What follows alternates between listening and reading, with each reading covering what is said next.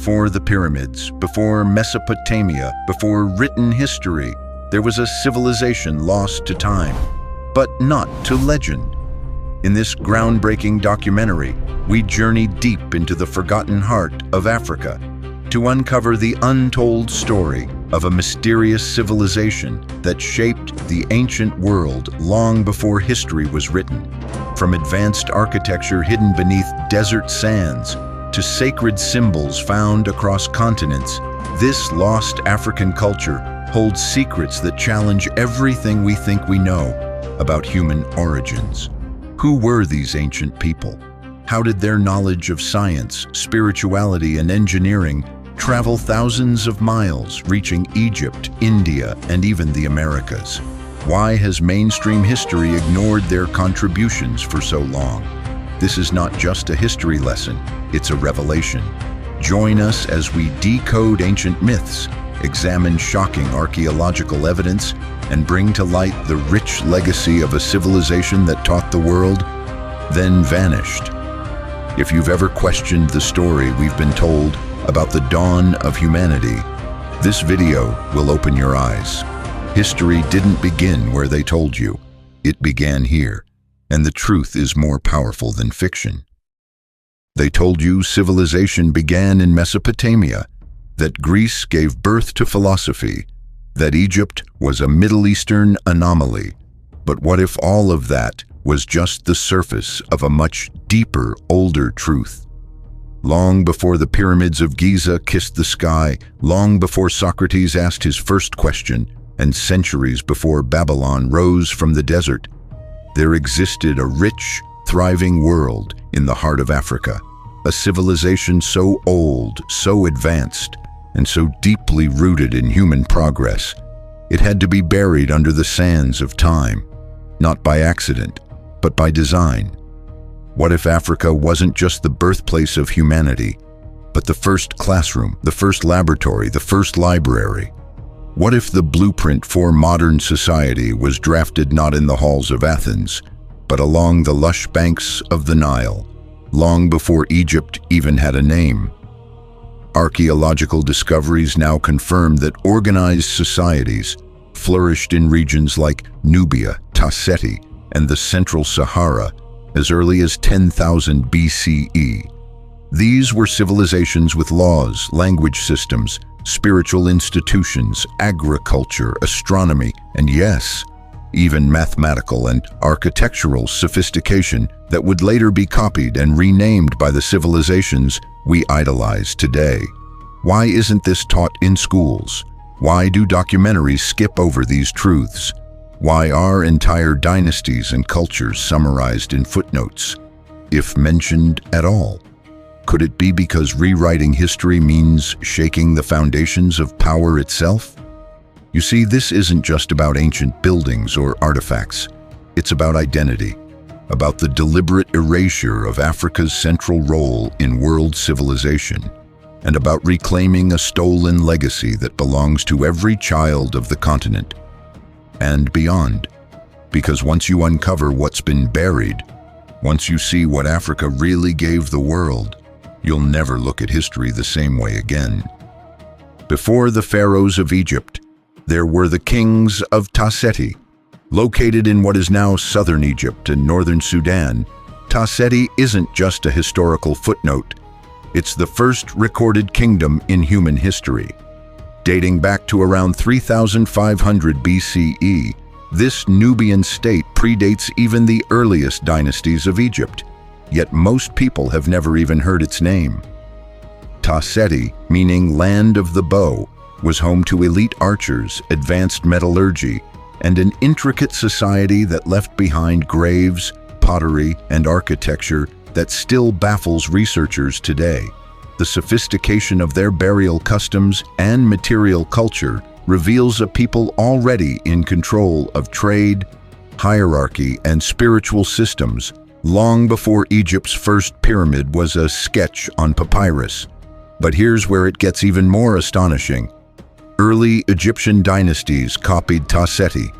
The gods, the crowns, the symbolic use of animals, the religious motifs. All of it bears striking resemblance to earlier Nubian practices. Egyptian royal iconography didn't appear out of nowhere. It evolved from a black civilization in the south. Even the ancient Greek historian Herodotus, often called the father of history, noted that Egypt's traditions came from the south, that Ethiopians, which in ancient terms referred to Nubians and southern Africans, had once ruled Egypt and taught them science, ritual, and governance. Modern researchers are catching up. Inscriptions, DNA evidence, and archaeological digs in Kustul and Kerma are pointing to one undeniable fact. Kemet didn't birth Nubia. Nubia birthed Kemet. Yet despite this, history books still place Ta-Seti in the shadows. Why? Because it challenges the myth of linear civilization, the myth that knowledge flowed from north to south, from white to black, from Europe to Africa. But the truth is bolder. Africa was not just influenced by the world. Africa influenced the world, and it all began with Ta-Seti, the mother of kingdoms, the forgotten origin of empire. Long before Pythagoras theorized triangles, long before Euclid outlined the principles of geometry, African civilizations had already mastered mathematical systems that would baffle modern minds. Let's start with the Ashango bone, a 22,000-year-old artifact discovered near the Nile in the Congo-Uganda border region. Etched into it are what experts call prime number groupings, doubling patterns, and evidence of base 10 numerical thinking. A prehistoric calculator, not Greek, not Babylonian, African. Then there's Nabta Playa, a megalithic site in southern Egypt dating back to 7,500 BCE, 2,000 years older than Stonehenge. It's an astronomical calendar aligned with the solstices and Orion's belt. These weren't primitive farmers, these were African sky watchers mapping the heavens with mind-blowing accuracy. In ancient Kemet, Egypt, priests and scholars used advanced geometry to design pyramids so precise that modern technology can barely replicate them.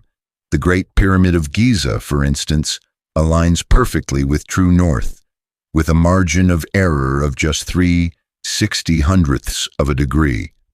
That's not coincidence. That's scientific brilliance passed down through African priesthoods. The Greek philosophers themselves admitted it. Plato, Pythagoras, Thales, all studied in Africa. They didn't invent these systems. They imported them from temples in Kemet, where African priests taught sacred geometry, astronomy, and metaphysics. Let's talk medicine. The Edwin Smith Papyrus, dating back to 1600 BCE, documents brain surgery techniques, trauma treatment, and antiseptic practices. Not myth, not magic. Medical science, 3,000 years before the father of medicine, Hippocrates, was even born. And still, mainstream history gives the credit elsewhere. Why? Because it's easier to digest a narrative where the Greeks birthed science, rather than admitting that African civilizations taught the Greeks. Africa was never dark. It was never primitive. It was calculating, observing, testing, building, millennia before Europe began to write its story. The numbers don't lie. The stars don't lie. The bones don't lie. It's time we stopped lying to ourselves. Ancient Egypt, land of pharaohs, pyramids, and gods, is often portrayed as an isolated marvel, a mysterious explosion of culture that suddenly appeared out of nowhere. But that's a myth. The truth is far deeper and far more African. Before the first Egyptian dynasty was crowned, there existed pre-dynastic cultures in Upper Egypt and Nubia, cultures like Naqada, Badari, and Ta-Seti, that already practiced organized agriculture, metallurgy, spiritual rituals, and complex social systems. These weren't just precursors. They were the DNA of Egypt. Look at the geography. The earliest dynasties emerged from the south, from Upper Egypt closer to Nubia, not from the Mediterranean coast. The pharaohs of the earliest kingdoms had distinctly Negroid features as shown in statues, wall paintings, and even mummified remains. Their gods had African names. Their traditions mirrored those already found further south. Let's talk language. Ancient Egyptian is part of the Afro-Asiatic language family, with deep links to Cushitic and Chadic languages spoken in sub-Saharan Africa. The structure, phonetics, and even certain symbols trace back to African linguistic roots, not Semitic or European origins. Even the cultural concepts of Ma'at, balance, Ankh, life, and Ka, spirit, reflect African spiritual frameworks still found today in West African Yoruba, Bantu cosmology, and Nile Valley traditions. Egypt wasn't the exception of Africa. It was the expression of Africa at its most brilliant. But as Egypt became powerful, its African roots were strategically stripped. Later, Greek and Roman conquerors rebranded Kemet's legacy as their own. European museums whitewashed statues, altered features, and called it Middle Eastern to fit colonial narratives. Yet the evidence screams otherwise. The oldest pyramid builders? African. The world's first medical texts? African. The first female ruler in world history? African. Queen Mernith of early dynastic Egypt. Kemet was Black Africa's masterpiece, not a miracle but the result of thousands of years of evolution, intellectual, spiritual, and cultural, from the deepest heart of the continent. If you truly want to understand Egypt, you must start in Africa. We're taught that Africa was isolated, a landlocked continent waiting to be discovered. But history, real history, tells a very different story. Ancient Africans were global navigators, traders, and cultural influencers long before the age of European exploration. Let's start with the sea. The ancient Egyptians and Nubians were skilled shipbuilders. The boats discovered in Abydos date back over 5,000 years, complete with advanced steering systems and nautical engineering. These weren't mere river vessels. They were ocean-worthy. The evidence? Carvings and artifacts found in the Americas, including Olmec heads with unmistakably African features, carbon-dated far before Columbus.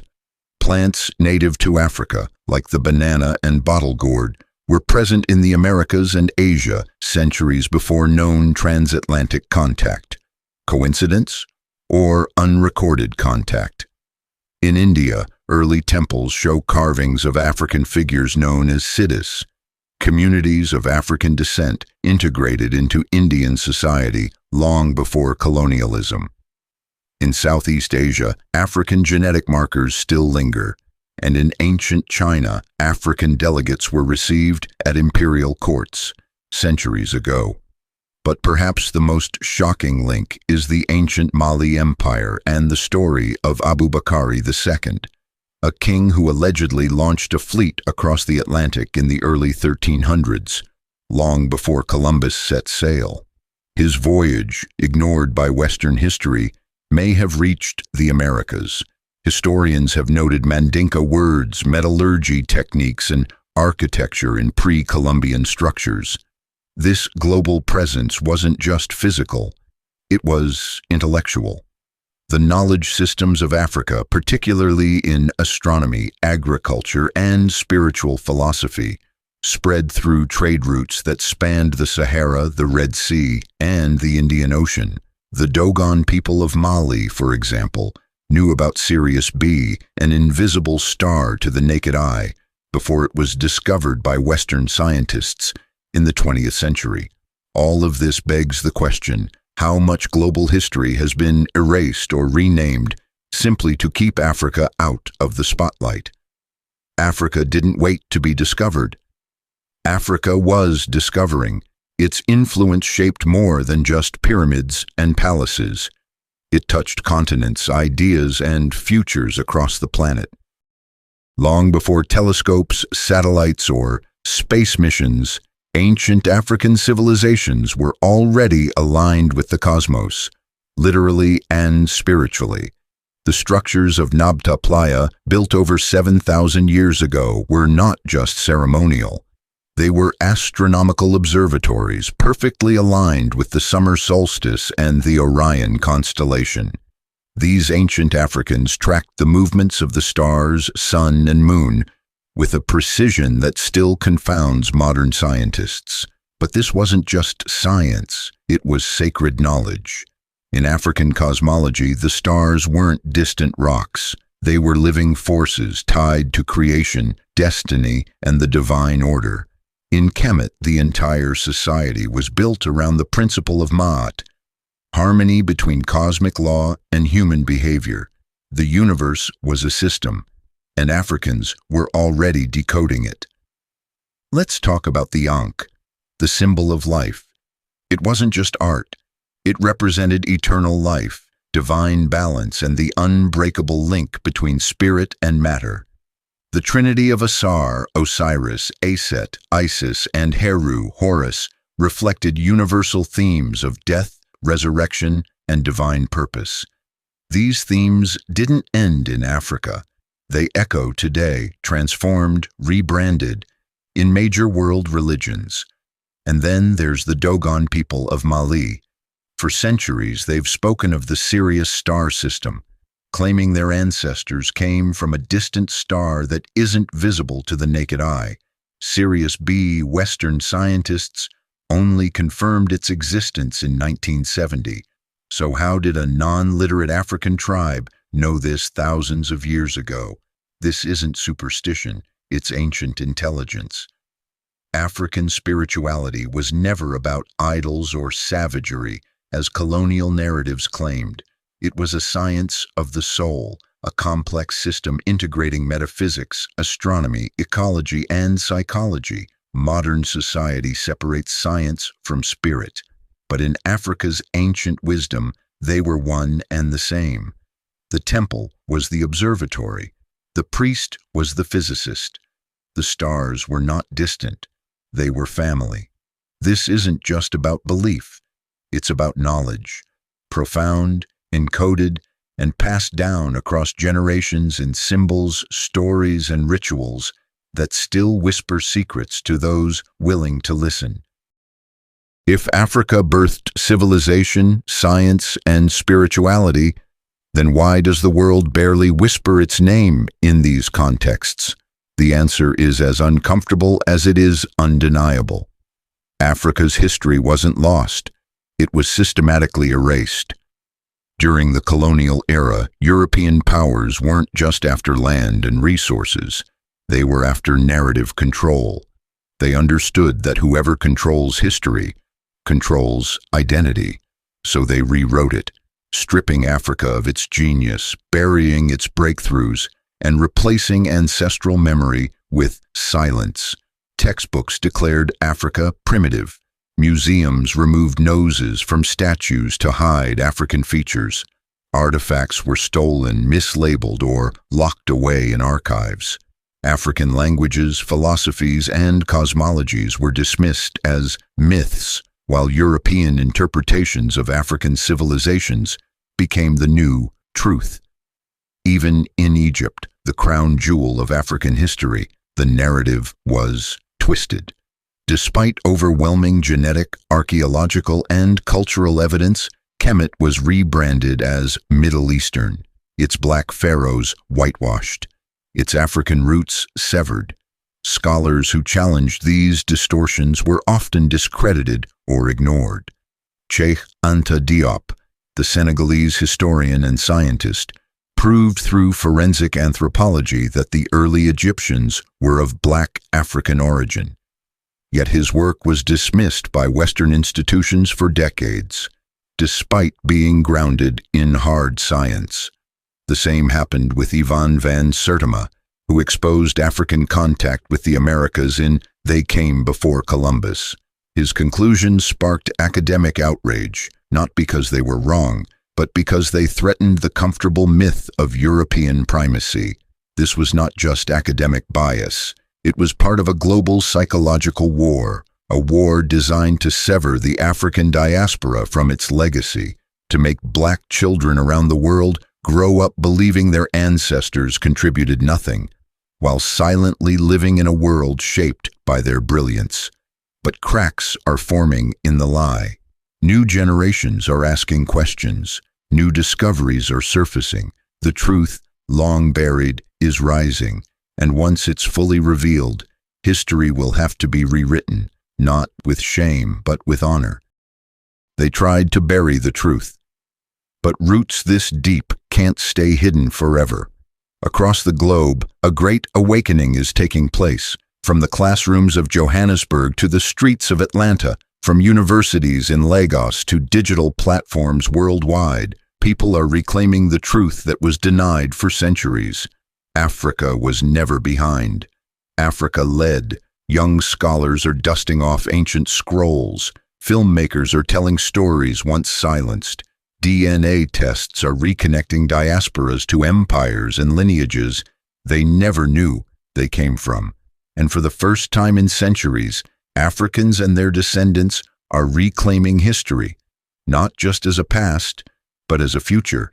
This isn't nostalgia, it's not romanticism, it's liberation. Because once you know your ancestors mastered science, law, medicine, and the stars, before most of the world knew how to count, something shifts in your DNA. Your posture changes, your voice deepens. You begin to walk in the footsteps of greatness, not shame. But with that legacy comes responsibility. We are the heirs of Tasseti's precision, Kemet's wisdom, Nubia's strength, and Mali's vision. We are the continuation of a story that stretches across millennia, a story interrupted but never ended, a story the world needs now more than ever. Because if Africa gave the world its first heartbeat, then maybe, just maybe, Africa is meant to remind it how to beat again. So ask yourself, what will you do with this knowledge? Will you ignore it? Or will you become part of the restoration? The forgotten legacy has returned. Now it's your move. If this truth awakened something in you, don't let it stop here. Like, share, and subscribe, and help the world unlearn the lies and rediscover the light.